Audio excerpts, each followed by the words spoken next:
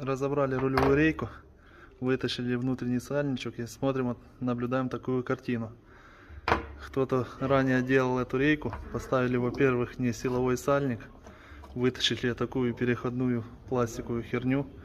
И мало того, то, что вал 27,7, а сальник поставили 28,5.